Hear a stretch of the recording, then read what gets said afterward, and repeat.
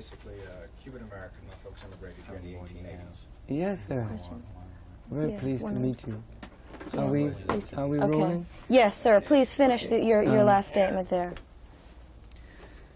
If the Jewish community wielded this power for the total good of the whole, which takes a tremendous amount of self-discipline and a lack of selfishness, I believe that by the grace of Almighty God, if we were ever in that position, given the suffering that we have endured, I don't think that I could lead in the self-interest of blacks to the detriment of others.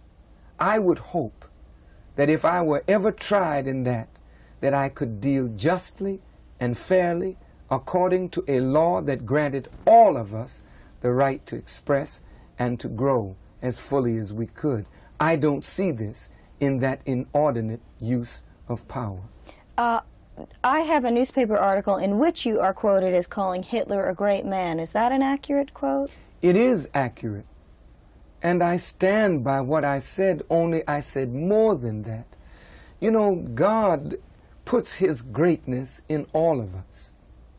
There are people in the media who are absolutely magnificent in their work. That's greatness. It's not their greatness, it's the greatness of God. The question is, how do you use your gift?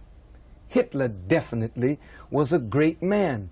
Great in the sense that that man's work has spanned time.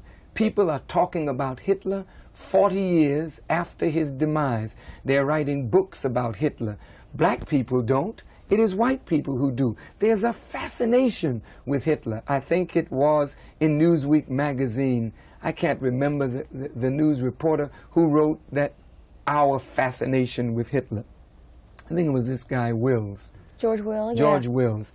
So I'm saying that you're not fascinated with Hitler because he had no greatness. You're fascinated with Hitler because he had greatness. Now, how did Hitler use his greatness? That's the question that is left out of my statement. Hitler was great, but I said he was wickedly great. Okay, that's what I want to qualify. You mean not, people associate great with good, and great doesn't always mean good. Of course not. It means larger than life or whatever. That's correct. And is that a fair... That's correct. Now, when you read the Bible, and there are many in this audience who read the Bible, in Revelations it calls Babylon the Great, but she was not Babylon the Good. So Egypt was great, but God destroyed her. She was not good. America is great. Let us try to make her good. She's not good. So greatness is not synonymous with goodness, and any scholar of the English language knows this. But colloquially speaking, great is synonymous with good in a slang sense. How you feel? I feel great. That means you feel good. So, but those writers knew what I was saying, but they wanted to misuse my words to affect Jesse Jackson's campaign in a negative way. So Louis Farrakhan's not getting a fair shake all the time. Is that what you're saying? Is that... Oh, I think people are doing what they are going to do. And it's fair, I guess, because I'm surviving. You know, no matter what they try to do to me, God blesses me to, like the cat, to land on my feet, so it's fair. It's fair. You call yourself a scholar, and you obviously are a very learned man. Did you go to college? Is this a formal education process? No, I don't call myself a scholar at all. I was formally educated. I went to college, but I didn't finish. I finished my 3rd year. Where'd you go? I went to Winston-Salem Teachers College in North Carolina. In my senior year, I got married, rather, in my junior year, and I left school to feed my growing little family, which has grown quite a bit. You're married? And how many children? I'm married 31 years and have 9 children and 14 grandchildren. But I say that, of course, to answer your question, that I'm a student of the Honorable Elijah Muhammad, whom I believe is one of the greatest teachers that has come among us. And what I have learned as a result of his teaching has given me an insatiable desire for knowledge. And so every day of my life I try to learn something more today than I did yesterday. And this is within the grasp of every human being, to become scholarly. I think a lot of people, in seeing you in the limited ways that we do, you know, we have this one image of you, yet, I mean, you laugh, you smile, you tell jokes. Would you describe yourself, I mean, the real personal side? Are you a funny man? What do you like? Do you go to movies? These are the things that intrigue me, that I want to know. Well, I think that any person that doesn't have a sense of humor is pretty dull. Yes, I laugh and I cry and I'm human. I would hope that persons who are looking at this telecast who may be Jewish would listen to Louis Farrakhan and not become so emotionally upset that they see me as a man who is hateful of Jewish people. I actually admire Jews. I think for a small group that is so cohesive and so strong and so committed to certain principles that have lifted them above and beyond, that is admirable. And when you admire certain qualities and characteristics in people, you take the best that you can and you use it to advance yourself in your own cause. I sometimes go to a movie. I try to pick the movies that I go to. I love good music, and I listen to music.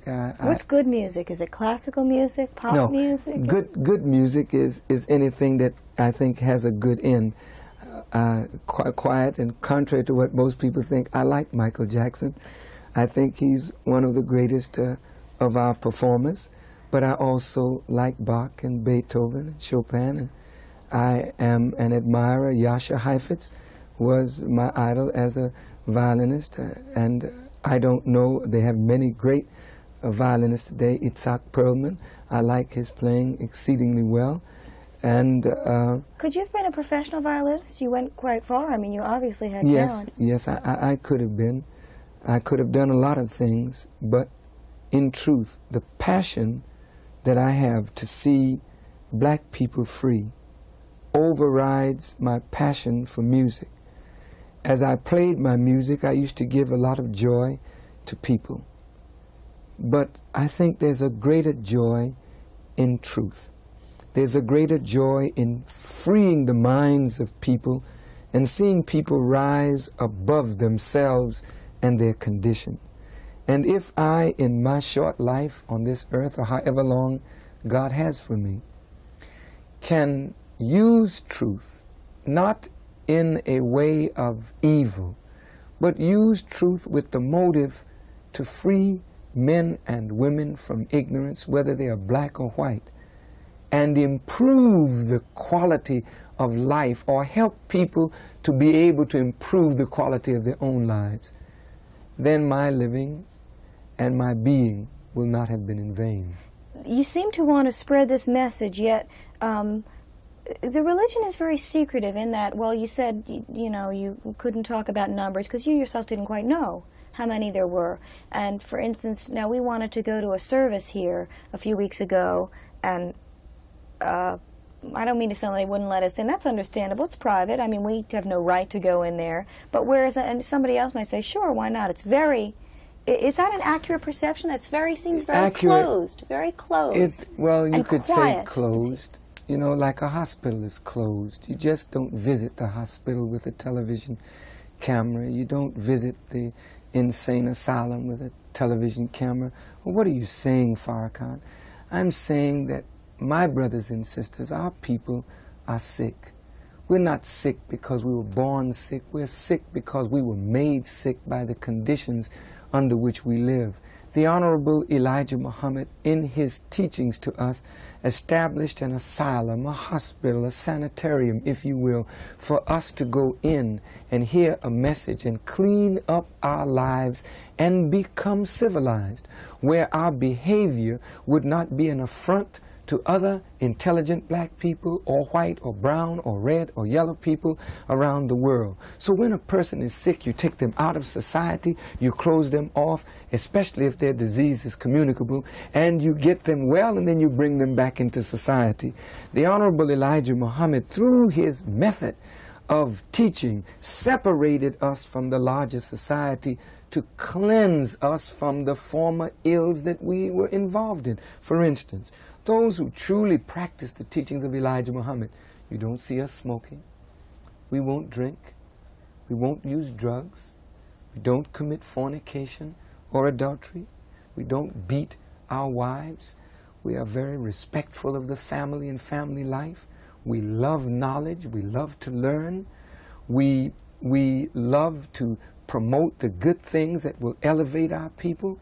Well, this is in effect civilizing us as a people, that your people and other people will feel good to have us sit with you and talk with you and share with you. And the world community will feel good with us in their presence. Right now, the world community can accept our learned men and women, our learned scholars, but the world community will not accept our little brothers and sisters on the street corner because their conduct is not felt to be civilized. But that is not their fault, but the teachings of the Honorable Elijah Muhammad will make a jewel out of black people and any people who will listen.